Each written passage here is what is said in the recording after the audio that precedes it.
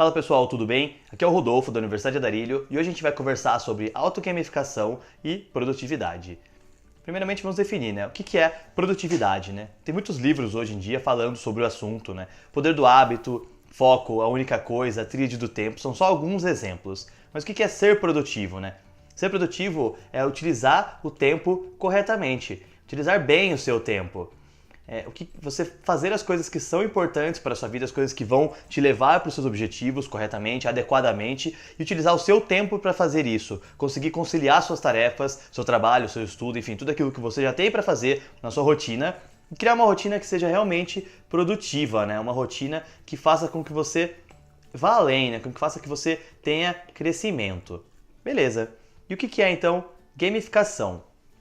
A gamificação, a gente fala bastante aqui no nosso projeto, na Universidade Andarilho, e também você deve ter visto bastante na internet, assim, porque ficou bem moderno, é um tema bem explícito no tempo moderno. A gamificação nada mais é do que você utilizar mecânicas de jogos para motivar pessoas. Porque os jogos eles são muito motivadores, As pessoas perdem horas nos jogos, elas conseguem investir muito tempo naqueles cenários dos jogos. E isso se deve ao fato de várias mecânicas que estão dentro dos jogos e fazem com que as pessoas invistam tempo naquilo e muitas vezes invistam até recursos naquilo. Elas são engajadas pela experiência, elas querem depositar esforços naquilo, elas querem fazer acontecer.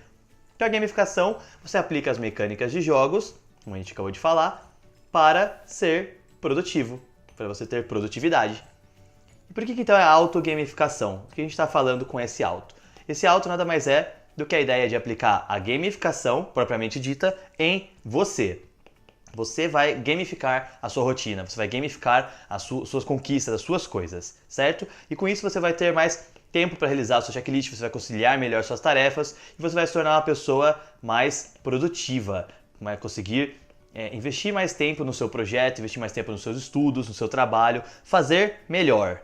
Essa é a ideia desse conteúdo que a gente vai falar aqui na Universidade Andarilho, tá bom? Para falar sobre isso, a gente vai falar sobre 3 aspectos que são muito importantes. Primeiramente, nesse vídeo agora, a gente vai falar sobre a teoria. A teoria nada mais é do que explicar por que a gamificação funciona, qual que é a ideia, por que isso atinge o nosso comportamento, faz com que a gente seja melhor. Na sequência a gente vai falar um pouco sobre prática, como colocar isso em prática. E por último a gente vai dar 3 dicas de aplicativos que você pode utilizar para gamificar a sua rotina, para melhorar o seu projeto, para você conseguir ter mais ânimo, ter mais incentivo nas suas coisas, tá bom? Então sem mais demoras, vamos para o primeiro tópico que é a teoria. Não tem como falar de teoria sem falar de behaviorismo.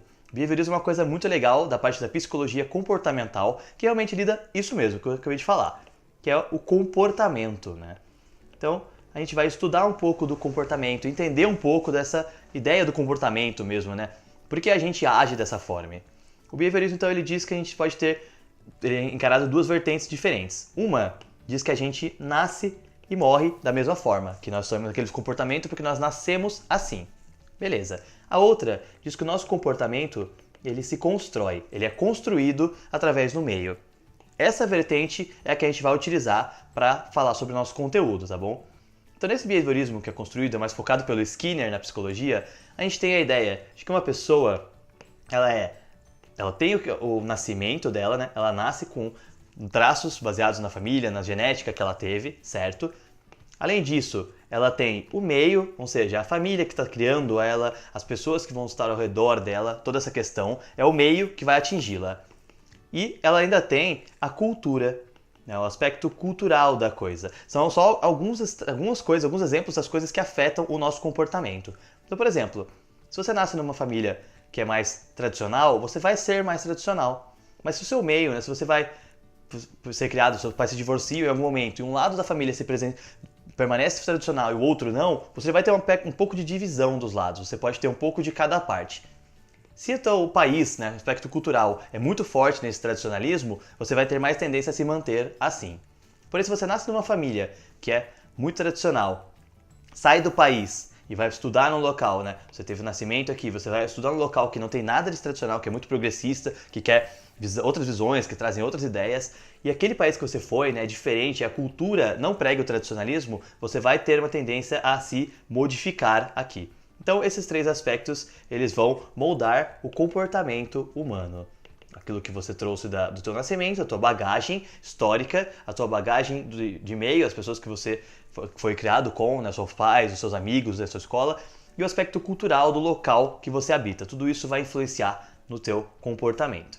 Tá, beleza. E o que isso tem a ver, então, com a gamificação, né? O que a gamificação, especialmente a autogamificação, tem a ver com isso? A gamificação, ela é utilizada, na verdade, é uma utilização das mecânicas de jogos para criar engajamento, para motivação, para você fazer acontecer as coisas. Legal. Então a gente tem essa ideia da gamificação. Dentro do behaviorismo também, a gente tem uma ideia que é chamada de condicionamento operante.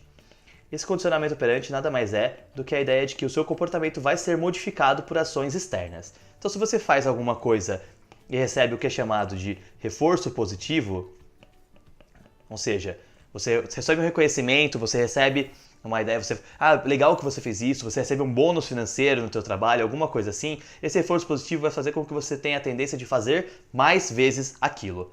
Em contrapartida, se você recebe um reforço negativo ou, pior ainda, uma punição, a tendência é que você não repita aquele ato, ou pelo menos pense 2 vezes em fazê-lo. Aquilo vai ficar com uma imagem negativa para você, como o reforço foi. Então, eu entro para trabalhar num local novo. Eu recebo um reconhecimento do meu chefe quando eu faço uma atitude, né, um reforço positivo, eu vou fazer mais aquela atitude. Já que se eu errei, né? Eu tô numa venda, eu faço uma venda errada, eu passo uma informação errada para um cliente, eu recebo uma advertência verbal, que é um reforço negativo, né? Ou eu recebo uma advertência por escrito, que é uma punição. Exemplos aqui só, né? Na caráter de psicologia, a tendência é que você pense mais naquilo, né? Então você vai prestar mais atenção naquilo e vai evitar fazer. Beleza. Essa é a nossa ideia. Vou colocar ela aqui no canto pra gente continuar a nossa divagação.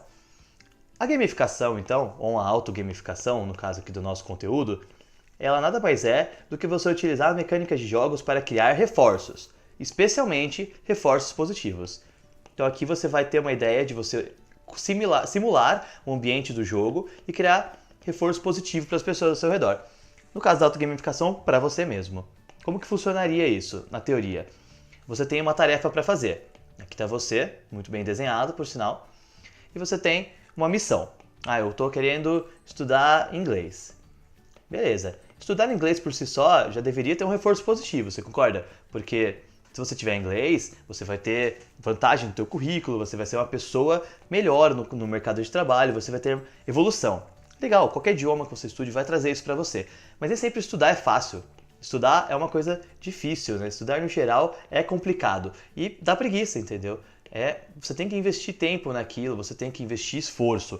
Então, como que você faria? Se eu for para o curso, alguém vai me cobrar. No curso, eu vou ser cobrado. E se eu não for, na hora da avaliação, eu vou passar vergonha na frente. Então, eu não quero passar vergonha. Isso é um reforço negativo. Eu não quero passar vergonha na prova, eu não quero que meus amigos do curso me vejam falando errado. É um reforço negativo. Mas funciona. De certa forma, muitas pessoas precisam desse estímulo aqui para poder continuar a estudar. Mas se a gente invertesse então para um reforço positivo, né? Como que a gente poderia fazer com elementos da gamificação? Se você pegar, por exemplo, um jogo simples, você tem lá algumas moedas que você ganha quando você cumpre algumas missões ou pega no cenário. Você tem lá seus coraçõezinhos ali que são sua vida, e quando você faz alguma atitude boa, você ganha uma vida a mais para você poder jogar por mais tempo, enfim. Você tem o seu sistema de pontuação, né? Você tem o seu score lá em cima, aí lá são os seus pontos que você faz. Perfeito. Isso pode ser um reforço positivo, se você aplicar isso dentro do seu estudo de inglês. Então vamos lá, cada vez que você faz uma aula, cada vez que você estuda alguma coisa, que você aprende alguma coisa nova, você vai dar um reforço positivo para si mesmo. Concluiu uma missão, fez 10 minutinhos de aula, você ganha uma moeda. Fez 20 minutos de aula, você ganha um coração, você tem uma vida a mais. Fez meia hora de aula, fez um dia de aula, concluiu um exercício, você ganha pontos. E aí você vai evoluindo o seu conceito, né? Você vai melhorando como pessoa, vai estudando mais inglês, vai estudando mais aquele idioma e vai concluindo o seu objetivo, que é estudar inglês. Essa é a ideia teórica, certo? Agora, no próximo conteúdo, a gente vai conversar sobre como aplicar isso na prática na sua vida.